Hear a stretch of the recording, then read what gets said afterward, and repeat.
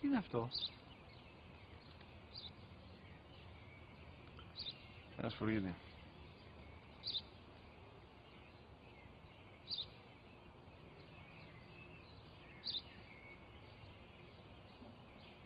Τι είναι αυτό?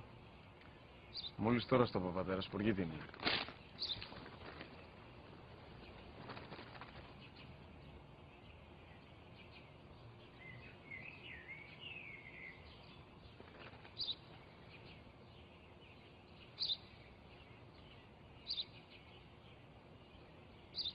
Τι είναι αυτό? Ένα σπουργίτη είναι, πατέρα. Ένα σπουργίτη. Σπου-γι-τι.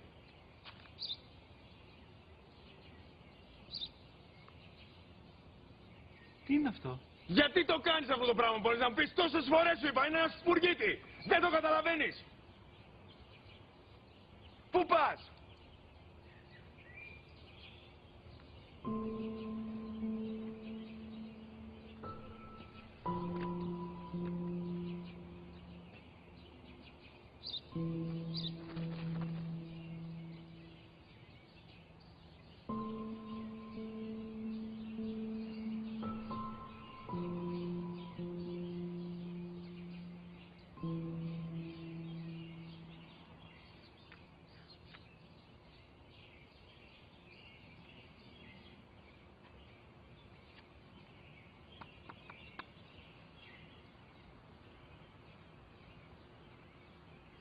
Δυνατά. Σήμερα ο μικρός μου γιος που πριν λίγες μέρες έκλεισε τα 3 καθόταν μαζί μου έξω στο πάρκο όταν ένας σπουργίτη ήρθε και κάθισε απέναντί μας. Ο γιος μου με ρώτησε 21 φορές τι ήταν αυτό και το απάντησα και τις 21 φορές ότι ήταν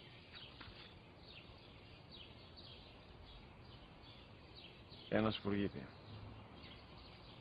Τον αγκάλιασα τρυφερά και τις 21 φορές που μου έκανε την ίδια ερώτηση, ξανά και ξανά, χωρίς να εκνευριστώ, νιώθοντας στοργή για το αθώο μου αγοράκι.